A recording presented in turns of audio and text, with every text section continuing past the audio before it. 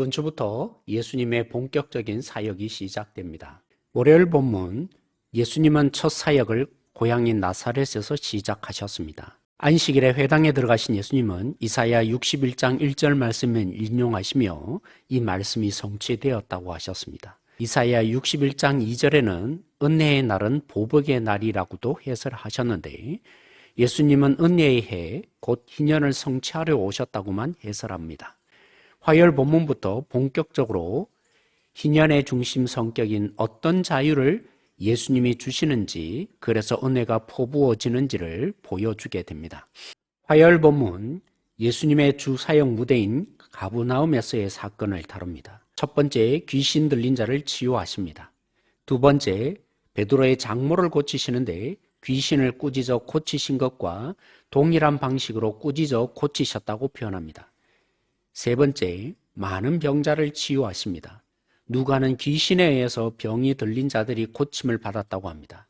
이렇게 세 사건이 하나의 주제로 연결되어 있습니다. 스가랴 13장 2절에 약속된 대로 예수님은 사단의 종로로 타는 자를 해방시키는 구원자이십니다. 수요일 본문, 이번에 무대는 게네사렛 호숫가로 바뀝니다. 의도적으로 베드로의 배에 올라 말씀을 가르치시고 물고기를 많이 잡게 하셨습니다.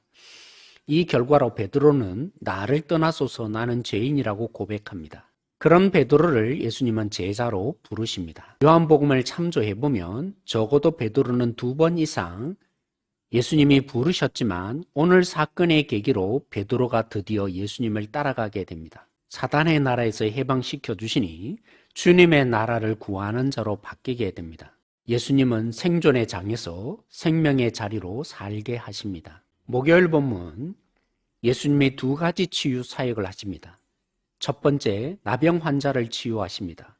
나병은 하나님의 저주를 받아서 가까이 해서는 안 되는 병입니다. 그런데 예수님은 접촉하심으로 치유하십니다. 나병 환자는 사회에서 격리됩니다. 그러니 예물을 드려 다시 가정 속으로, 사회 속으로 그를 들어가게 하십니다. 죄에서 자유케 하시니 관계의 회복이 이루어집니다. 두 번째, 중풍병자를 고치십니다. 나아라 하지 않고 제삼을 받았다 하시는 예수님이셨습니다. 죄를 사하는 권세는 하나님밖에 없습니다. 예수님을 다윗과 같은 해방자가 아니라 죄에서 해방시키는 하나님으로 알게 하기 위해서 이런 방식으로 치유하셨습니다. 금요일 본문, 3가지 사건을 통해서 새로운 시대에 대한 제자로서의 반응에 도전합니다. 첫 번째, 세리 레위를 부르십니다.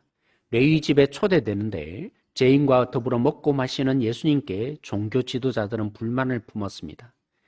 예수님은 죄인을 부르러 이 땅에 오셨다고 합니다. 수요일 베드로를 부르신 사건처럼 죄인임을 인정하는 자에게 예수님이 주시는 구원의 은혜의 해가 적용됩니다.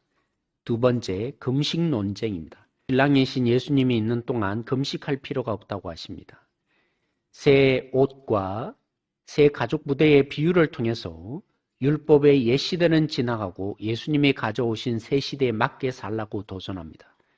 죄에서 해방시킨 새 시대에 맞게 우리는 살아가야 합니다. 토요일 본문은 새로운 시대를 가져오신 예수님과의 충돌을 다룹니다. 안식일의 밀밭 사이로 지나가면서 제자들이 밀을 비벼 먹는데 유대인들의 율법 해석에 따르면 일을 한 것이 됩니다. 예수님은 다윗의 진설병을 먹는 것으로 예를 들면서 예수님이 안식일의 주인이라고 하십니다. 안식일에 하지 말아야 할 금기사항으로 더 많은 일을 하는 율법에 노예된 그들을 예수님이 해방시켜 주십니다.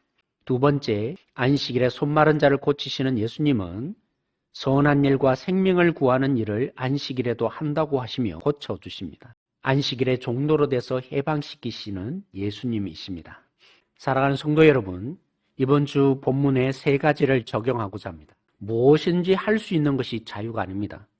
예수님이 죄에서 해방시켜 주실 때 그때서야 우리는 자유를 누립니다. 마음먹은 대로 하는 것은 또 다른 죄의 종이 될 뿐입니다. 죄에서 해방되는 자유를 얻으면 베드로처럼 세리레이처럼 주님을 따라갑니다.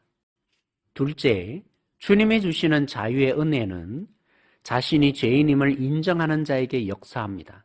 자신의 실체를 아는 자가 주님의 손길을 원하며 은혜를 갈구하기 때문입니다. 셋째, 열정과 종교심이 때론 주님의 역사를 가로막을 수 있습니다. 중풍병자 사건, 식탁 논쟁, 안식일의 논쟁이 보여주듯이 수고하고 무거운 종교의 짐을 지게 하려고 예수님이 오신 것이 아닙니다.